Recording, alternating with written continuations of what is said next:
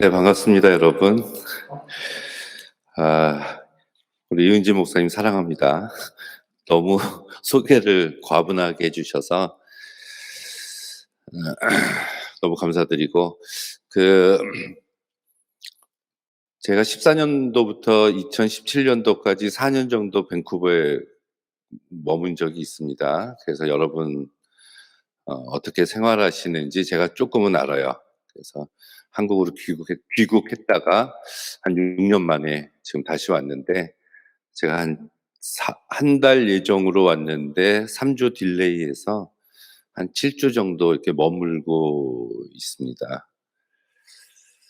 저는 밴쿠버가 좋더라고요. 좋으신가요?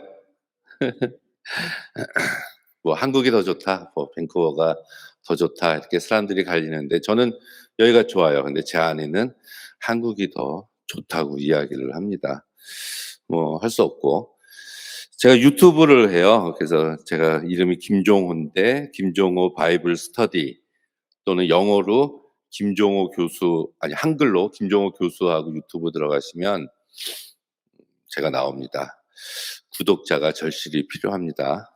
오늘 설교를 듣고 은혜를 받으시면 구독을 눌러 주시고, 에이, 은혜 못 받았다 하시면은 불쌍한 마음에 잘하라고 눌러 주시면 대단히 감사하겠습니다. 아멘. 네. 그래서 제가 구약을 연구한 사람이기 때문에 여러분에게 무슨 말씀을 드려야 될까 하고 기도하고 고민하다가, 또 우리 이은지 목사님하고 같이 말씀 이렇게 조율해서 십계명에 대해서 말씀을 드리려고 해요. 근데 구약에서 십계명이라고 이야기를 하면은 먼저 선입견이 고리타분하고 율법이고 재미없고 나의 지금 현 생활과 떨어져 있는, 아무 상관이 없는 말씀이다. 뭐 예수님 복음을 전해야지 왜 율법을 이야기하냐라고 생각을 하실 수도 있겠지만, 저랑 오늘 이 시간에 십계명을 들으시면은 여러분의 생각이 바뀔 줄로 믿습니다. 저는 설교 절대로 길게 안 해요. 걱정하지 마세요. 저 10개를 언제 끝내나 걱정하시는 것 같은데 걱정 마십시오. 짧게 합니다. 짧게. 자, 첫 번째 계명 볼까요? 네, 대강 합시다. 첫 번째 계명 어렴풋이 뭐 정확하게 외우진 못해도 첫 번째가 뭘까요? 너는 나 외에 다른 신을 섬기지 말라가 첫 번째 계명이에요. 이것 때문에 기독교가 욕을 많이 얻어먹습니다. 너희들밖에 모른다. 요즘 20세기, 21세기 종교 다원주의 세계에서 다른 종교도 인정하고 너희 기독교를 믿는 게 훨씬 낫지 않느냐, 너무 배타적이다, 이렇게 다른 종교들이 기독교를 공격할 때 치고 들어오는 것이 바로 첫 번째 계명이에요. 나 외에 다른 신을 섬기지 말라. 근데 이 십계명을 하나님께서 주신 배경을 살펴보면 사실 한 달 전까지만 해도 이스라엘 백성들은 애굽에서 노예 생활을 하고 있었어요. 근데 하나님께서 모세를 통해서 애굽에서 노예로 신음하고 있었던 이스라엘 백성들을 끄집어내셔서 하나님께서 시내 산으로 이렇게 인도를 하십니다. 한 달 걸렸어요. 한 달. 그래서 출애굽기 19장 1절에 보면은 이스라엘 백성들이 시내 광야에 도착했다라는 구절이 나오고, 거기에 도착해서 19장 3절 4절에 하나님과 이스라엘 백성들이 계약을 맺습니다.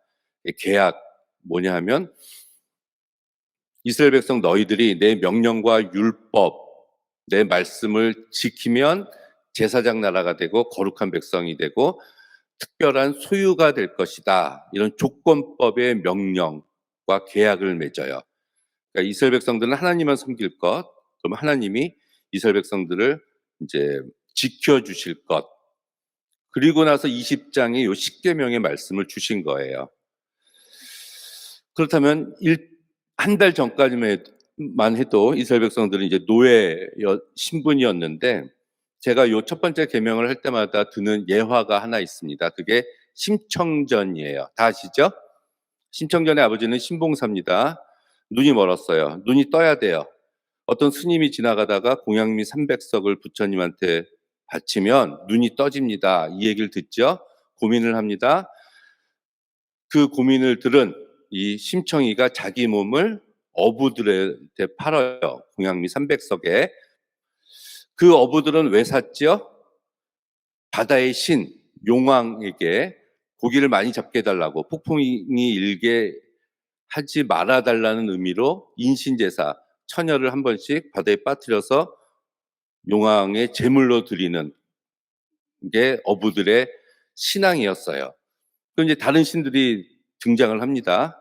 뭐 부처님이 등장을 하고 용왕이라는 신이 등장하는데, 이런 신들은 무엇을 원하죠? 공양미 300석을 원하고 처녀들의 몸을 원하는 신이에요. 다시 말하면 이스라엘 백성들이 한 달 전에 애굽에 있을 때는 하나님을 모르고 다른 신을 섬기고 있었고 다른 신들의 노예였다는 얘기입니다. 그래서 하나님께서는 그들을 다른 신의 노예에서 끄집어내셔서 하나님만 섬길 수 있도록 하신 것은,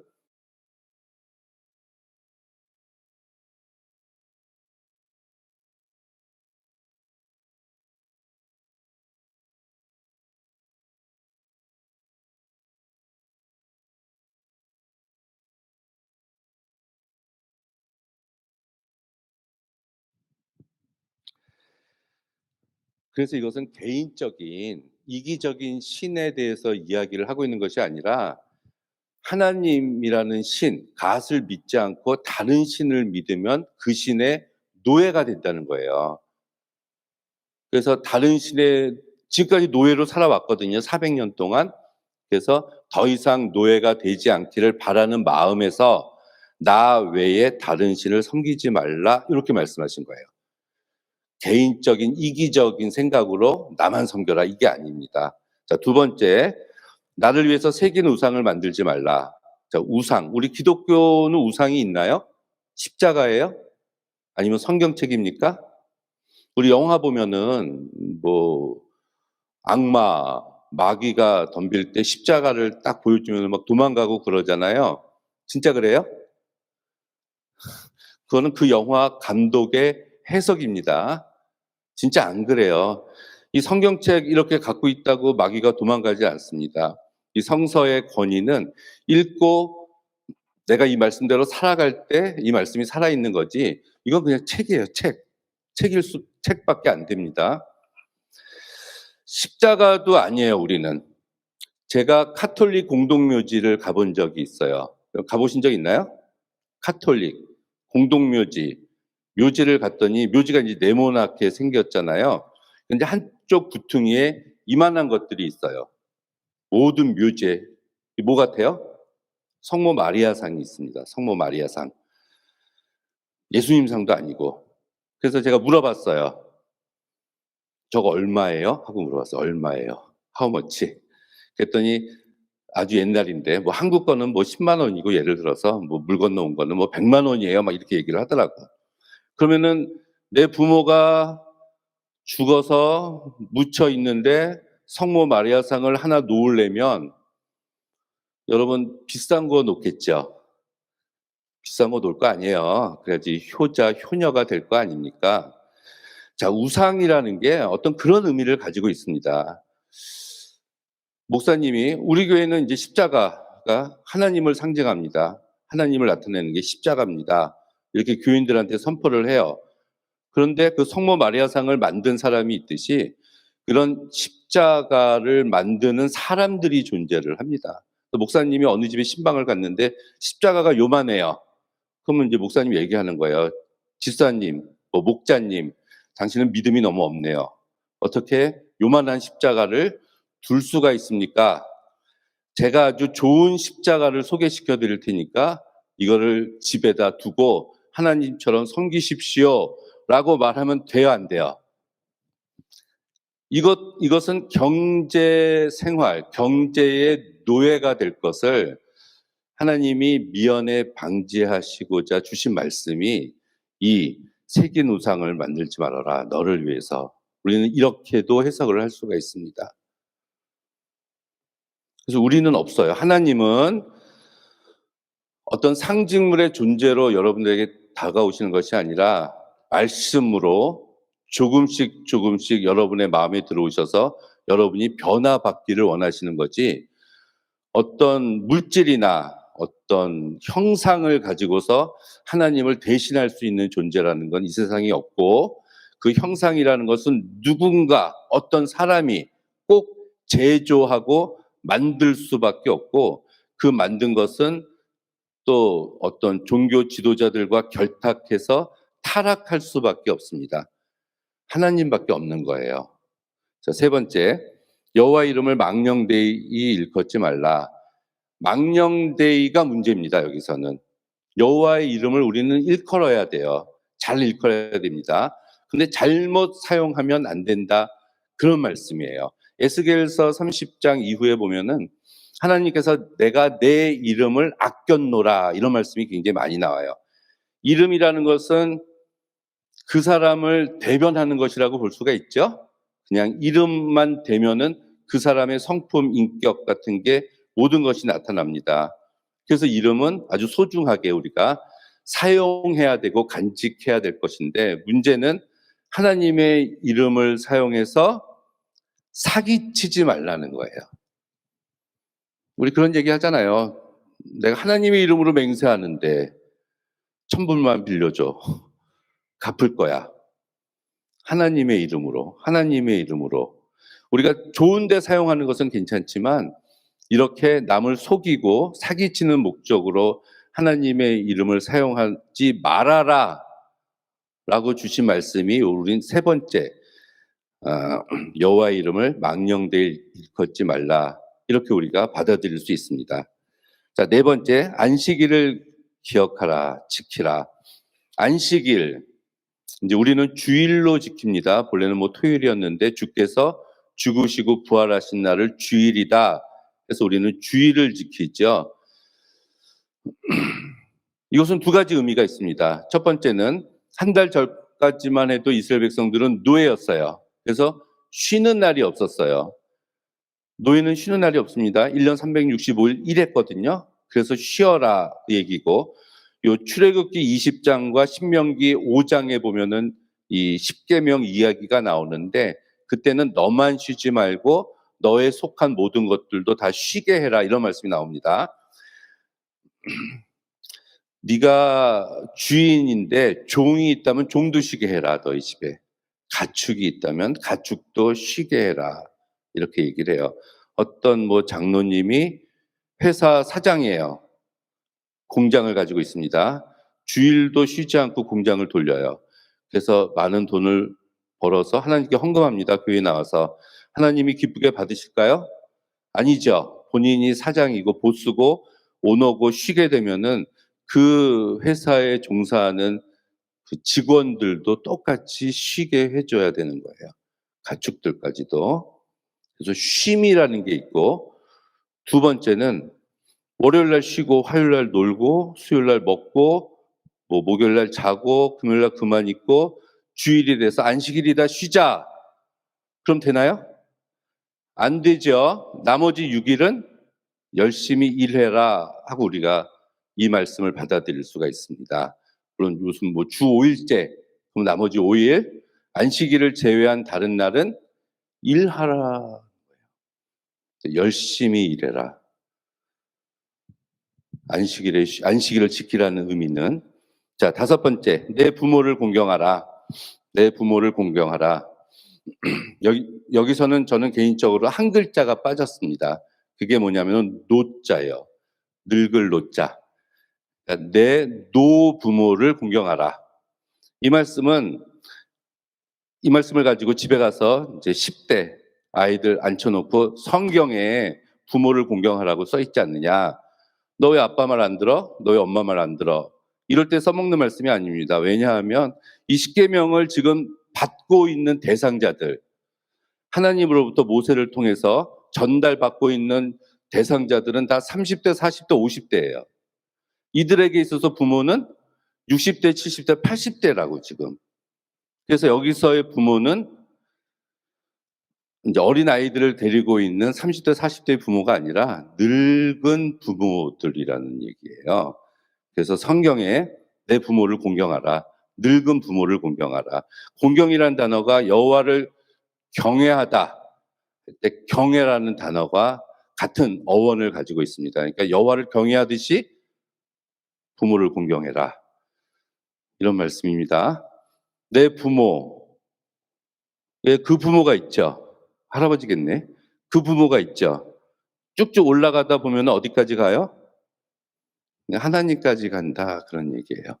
내 생명의 존재의 이유는 하나님부터 시작해서 부모로 인해서 내 존재가 이제 여기에 있게 된 것이다라는 말씀입니다. 집에 노부모가 계십니까? 공경하십시오. 요새 노인 문제가 아주 심각한데 어떤 분이 그러시더라고. 어떤 노인이 너희들 늙어봤냐? 나는 젊어봤다. 명언인 것 같아요. 제가 여기 와서 들은 얘기인데. 자, 노부모. 자, 6번째, 살인하지 말라. 뭐 당연하죠. 살인하지 말라. 왜 살인하죠? 여기는 우발적으로 과실치사 이런 게 아니에요. 킬이야, 킬.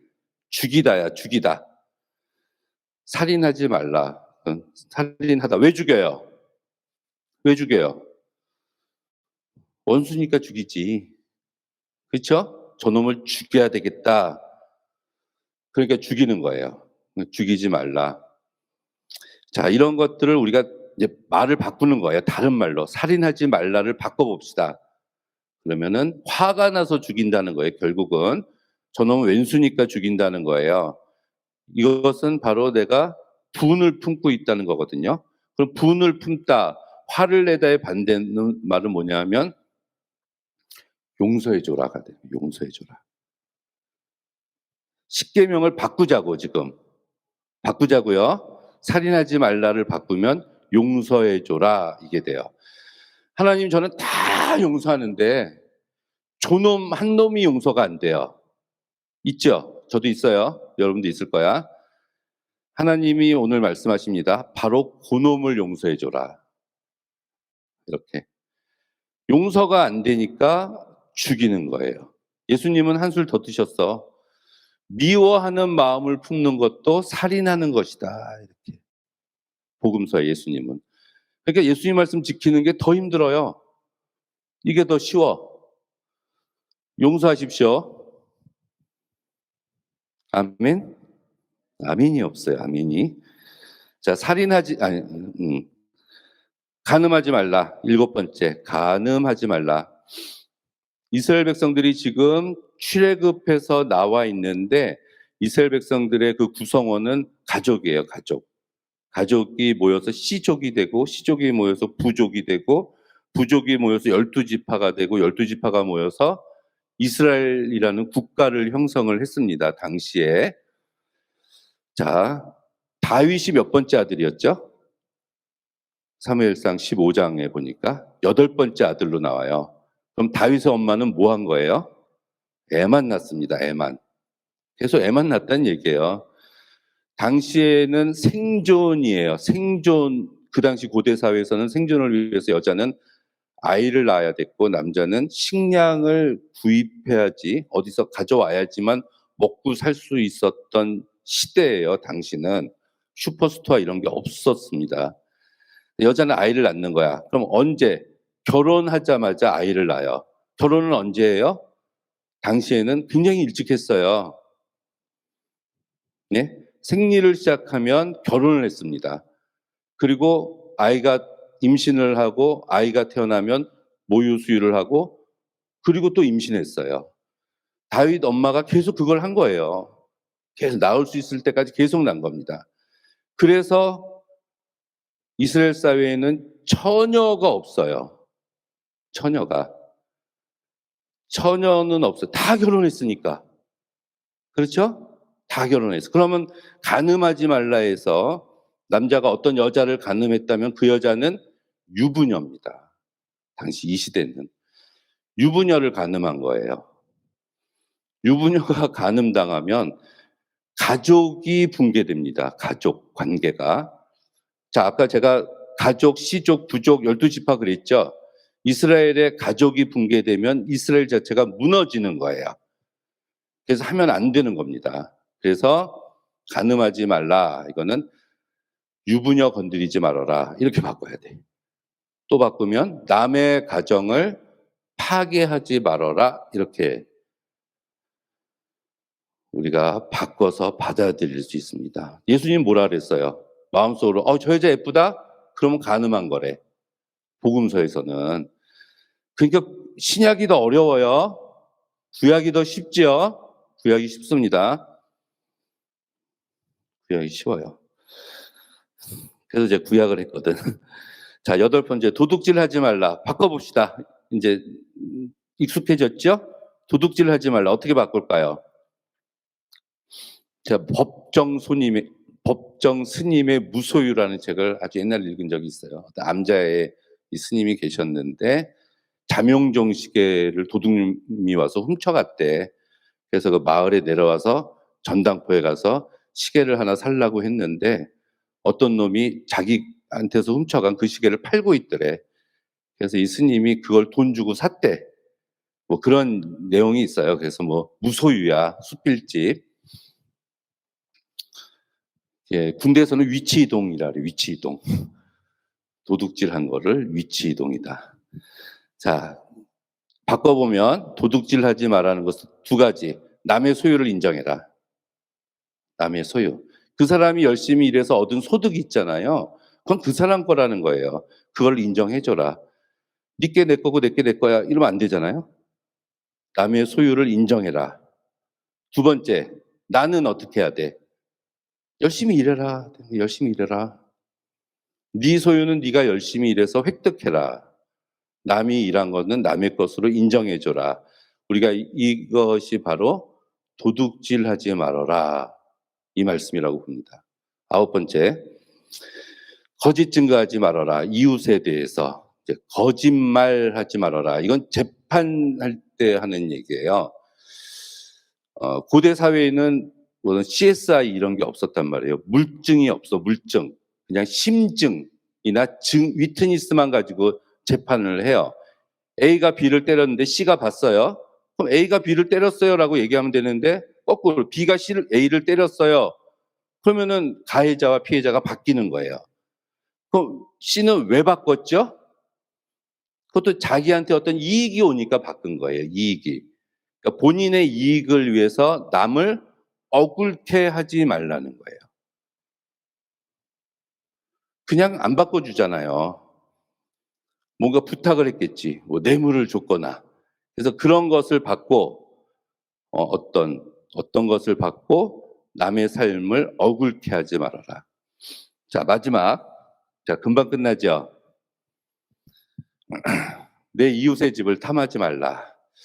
근데 이 10번째가 좀 이상해요. 지금까지 9개는 우리의 행동에 대한 이야기였거든요.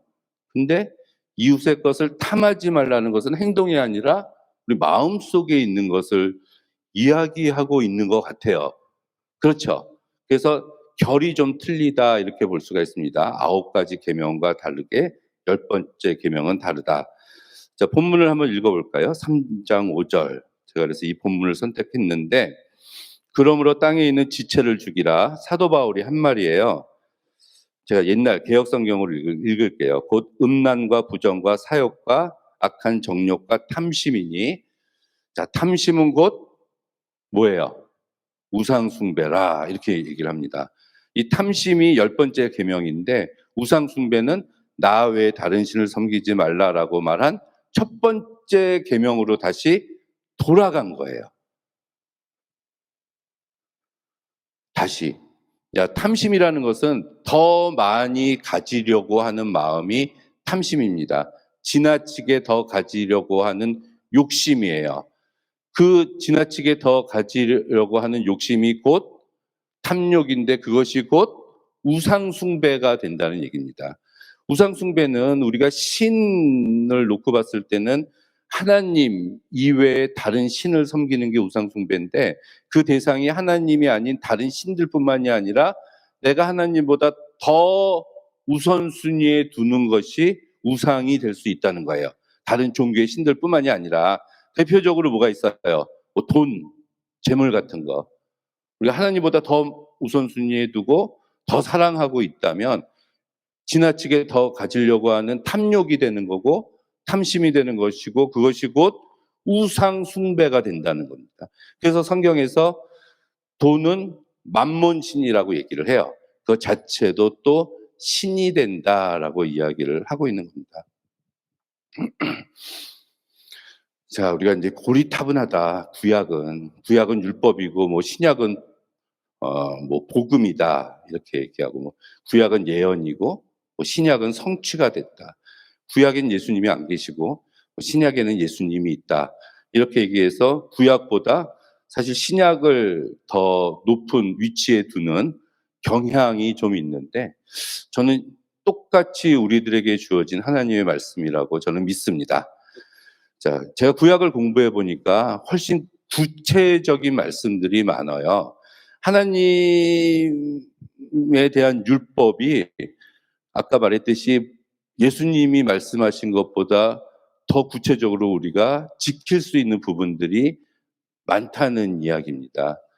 그래서 이제 사도 바울이 자꾸 우리 바울서신서에서 율법에 대해서 부정적으로 써놓은 것 같은 인상을 받지만 사도 바울도 부정적으로 쓰지 않았어요. 우리가 뭐 잘못 이렇게 선입견을 가지고 있어서 그렇습니다. 그래서 여러분들이 오늘 이 기회를 통해서 구약과 좀 더 친해졌으면 좋겠고 이게 그냥 딴 나라에 있는 그냥 문서화된 그런 율법이라고 생각하지 마시고 내가 구체적으로 지킬 수 있는 것이다. 이렇게 여러분의 생각이 변하는 그런 시간이 되었으면 굉장히 좋겠습니다. 그 성경은 세 단계가 있는 것 같아요. 처음에는 우리가 이제 모세오경, 유대인들은 모세오경, 그리고 예언서, 성문서 이렇게 나눕니다. 성경, 구약 성경을. 모세오경은 뭔지 알죠? 처음에 5권의 책, 창세기, 출애굽기, 레위기, 신명기. 그리고 예언서는 우리 뭐 이사야, 예레미야 이런 것들. 나머지 책들을 성문서라고 이야기를 합니다. 근데 그리고 유대인들은 모세오경이 가장 권위가 있다고 얘기를 해요. 구약 성경 중에서도. 그다음 예언서가 권위가 있고 그다음 나머지 책들이 권위가 있다고 얘기를 하는데 모세오경에 보면은 그런 우리들의 이 출애굽기에 나오는 이 신명기처럼 이 십계명처럼 구체적인 삶에 대해서 많이 얘기를 해요. 결국은 나에 대한 얘기 아니에요. 내가 어떻게 살아야 된다는 얘기. 나는 하나님 외에 다른 신을 섬기면 안 돼. 뭐 어떤 형상이라든지 우상을 만들면 안 돼. 뭐 안식일을 지켜야 돼. 여호와 이름 망령되 일컬으면 안 되고 도둑질하지 말고 간음하지 말고 살인하지 말고 내가 하나님 믿으면서 이렇게 살아야 돼. 이런 말씀을 가르쳐 주는 게 모세오경이에요. 그래서 우리가 교회 처음 나오면은 교회에서 목사님이 이런 걸 가르쳐 주시잖아요. 기본적으로 신앙생활 할 때 이렇게 신앙생활하고 우리가 기도할 때도 주님 저는 이렇습니다. 저는 이렇게 해주시고 주님 제가 뭐 어떻게 하고 이렇게 생활하는데 우리가 시간이 좀 지나면은 이제 예언서를 보는 거예요. 예언서. 이사야, 예레미야, 에스겔, 뭐 아모스, 호세아, 미가 이런 데 보면은 예언자들의 메시지를 들어보면은 사회 정의 사상 같은 게 있어요. 그리고 고아와 과부와 나그네를 잘 대접하라. 이런 말씀들이 굉장히 많이 나오거든요. 그렇다면 우리가 신앙이 좀 성숙하면은 중심이 나에서 내 옆에 너로 바뀌는 겁니다. 그게 예언서의 말씀들이에요. 예언서. 새벽 예배 때 나와서 기도하잖아요. 여러분 새벽 예배 때 개인 기도 제목 가지고 기도하잖아요. 우리 목사님도 새벽 예배 때 기도하시잖아. 목사님의 기도 제목은 뭐 같아요? 여러분들 아니에요? 목사님이 자기를 위해서 기도하겠어요? 아니죠. 자, 우리가 나를 위해서 기도하는 기도 제목이 처음에 가지고서 신앙생활을 시작했다면 우리가 좀 성숙한 신앙인이 된다면 이제 내 옆에 있는 사람, 내 옆에서 기도하고 있는 새벽 예배 때 내 옆에서 기도하고 있는 그 사람을 위해서 기도해 주는 데까지 성장해야 될 줄로 믿습니다. 그게 예언서 말씀이에요. 근데 하나가 더 있어요. 성문서. 성문서 중에서 최고 끝판왕 구약 성서 중에서 우리가 제일 마지막에 읽어야 될 책이 저는 욥기라고 생각해요. 욥기. 그리 아니하실지라도거든요. 내가 예수 믿고 내가 하나님 믿고 내가 교회 나와서 내가 막 생활을 잘했어요. 완벽하게 다른 사람들 위해서도 기도하고 잘했는데 나한테 막 고난이 온다는 얘기예요. 예수 믿으면은 불행 끝 행복 시작일 줄 알았어. 근데 아니란 얘기예요. 여러분 할렐루야 축구팀이 항상 이겨요? 올림픽 금메달리스트가 다 기독교인이에요? 아니잖아요. 예수를 믿었는데도 비즈니스에 실패하고 암에 걸리고 교통사고 나서 막 죽는다는 거예요. 불행 끝 행복 시작일 줄 알았는데 저는 예수 믿고 비즈니스 망한 사람도 많이 봤어요. 새벽 예배하고 돌아가다가 교통사고 나서 돌아가신 그리스도인들도 봤습니다. 이 문제 우리가 모르겠어요. 이게 어떻게 돼야 되는 건지. 그때 우리가 읽는 책이 뭐라고요? 욥기입니다. 욥기. 또는 전도서 같은 책. 전도서를 이스라엘 백성들이 언제 읽었냐면은 추수감사절 날 읽었어요. 추수감사절. 초막절에. 그날은 어떤 날이죠? 모두 수확을 다 얻었잖아. 그래서 아주 기쁜 날이잖아요. 핵과일, 핵곡식들. 제일 좋은 날이에요. 7일 동안 초막절을 지키는데 그때 읽었던 말씀이 모든 것이 헛되고 헛되고 헛되고 헛되다 라고 고백하는 겁니다. 이게 다 헛되다는 겁니다. 그럼 그 헛되지 않은 건 뭐예요? 오직 하나님밖에 없다는 고백이 전도서고 욥기는 나에게 어떤 고난이 닥치더라도 내가 욥은 하나님 잘 믿었던 사람이에요. 막 욥기를 읽어보면은 자기 동네에 이렇게 걸어가면은 노인들도 일어나서 자기한테 인사한대. 그만큼 사람들한테 인정받는 사람이었고 자기는 한 번도 여자를 보고 나쁜 마음을 품어본 적도 없고 가난한 자가 있으면은 내가 항상 베풀었고 항상 하나님을 경외하면서 살았고 욥이 이런 고백들을 막 하거든요. 그럼에도 불구하고 고난이 닥쳤잖아요. 예수님 믿었는데 하나님 믿었는데 닥쳤을지라도 하라는 얘기지. 자, 마지막에 한 얘기만 하고 마치도록 하겠습니다. 제가 서울에서 교회에서 새신자반을 이렇게 성경 공부를 시켰습니다. 그래서 한 8주면 끝나는 새신자 교육인데 이 좋다고 한 1년 동안 교육을 받은 진짜 새신자가 있었어요. 한 45살 먹을 때까지 교회는 한 번도 안 가본 사람이었습니다. 안경 만드는 기술자, 안경점 하는 사람인데 저희 교회를 왔고 제가 이제 교육을 시켰고 열심히 이 사람이 신앙생활을 했어요. 교회를 열심히 다녔습니다. 10년을 다녔어요. 저희 한국에 있는 교회는 이제 밥도 해요. 밥 점심 때 본인이 설거지도 하고 아무튼 굳은 일은 다 하고 다녔어. 근데 암에 걸렸어요. 이 형제가 10년 만에 교회 나온 지 10년 만에. 그리고 한 1년 동안 치료하다가 결국은 주님의 품으로 갔습니다. 그때 제가 설교하면서 이 형제에 대해서 교인들한테 설교하면서 한 얘기가 있어요. 저는 이 형제를 놓고 이렇게 기도했습니다. 여러분 어떻게 기도했을 것 같아요? 내 옆에 암에 걸려서 죽어가는 형제가 있으면 우리들은 하나님 뭐 낫게 해주세요? 병 낫게 해주세요? 뭐 이렇게 기도하잖아요. 일반적으로. 근데 저는 어떻게 기도했냐면 이 형제가 죽기 직전까지 하나님을 배반하고 배교하고 죽지 않게 해주세요. 저는 그렇게 기도했습니다. 물론 병문안도 갔지만 그렇게 기도했어요. 실망하지 않고 죽기 직전에 하나님을 원망하지 않고 신앙을 버리지 않고 하나님 나라로 가게 해주세요. 저는 그렇게 기도했습니다. 자, 우리가 이 십계명에 대한 말씀을 잘 지키고 살았다고 하더라도 우리한테 때때로 다가오는 역경과 고난들이 있습니다. 근데 진짜 그리스도인들은 그럼에도 불구하고 하나님을 배반하지 않고 우리가 그 믿음을 지키고 주님 품으로 가는 것이 저는 정말 멋진 그리스도인이라고 생각을 해요. 제가 4년 살아봐서 이곳 생활이 만만치 않은 걸 알아요. 여러분들도 힘드실 거야. 주님도 아실 겁니다. 억울해하지 마세요. 다 힘들어요. 다 힘들어요. 예수 믿는다고 쉬운 거 아니에요. 항상 하나님이 내 우편에 계시다 이런 말씀 많이 있잖아요. 주가 내 우편에 계시다. 이쪽에 계신다는 말이거든요. 내 우편에 예수님이 계신다. 그 말은 뭐냐면은 주님이 내 오른손이 되신다는 얘기예요. 이 오른손은 성서에서 강한 손이고 지시하는 손이에요. 앞에 어떤 장애물이 있으면 그 장애물을 물리칠 수 있는 게 오른손이거든요. 항상 오른손이라고 얘기를 합니다.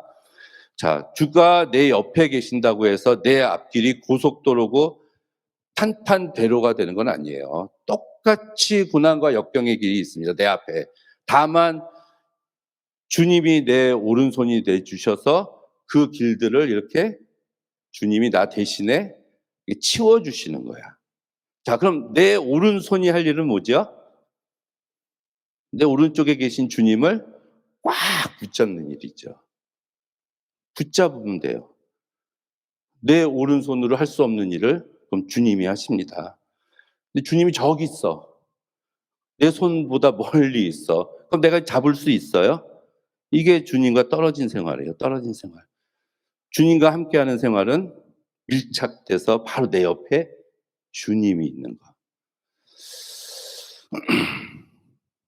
주님이 여러분과 함께 하시기를 간절히 축원합니다. 때때로 고난과 어려움이 오더라도 예수 그리스도 이름으로 물리치시기를 바랍니다. 밴쿠버에서의 여러분의 삶이 주님을 아는 기쁨으로 충만하고, 그래서 때때로 어려움이 오더라도 예수 그리스도로 인해서 힘을 얻고, 그래서 주님이 마련한 그 길로, 어렵고 힘든 길이라도 이제 버리지 않고 원망하지 않고 배교하지 않고 주님의 길을 가시기를 간절히 바랍니다. 기도하겠습니다. 은혜롭고 자비로우신 아버지 하나님, 저희들이 말씀대로 살게 하여 주시옵소서. 주여 주여 하는 자마다 천국에 들어가는 것이 아니라 내 뜻대로 행하는 자가 천국에 들어간다고 하셨사오니, 주께서 주신 이 십계명을 비롯한 말씀을 저희들이 마음판에 새기고 말씀대로 사는 저희들이 되게 인도하여 주시옵소서. 예수님의 이름으로 기도드렸습니다. 아멘.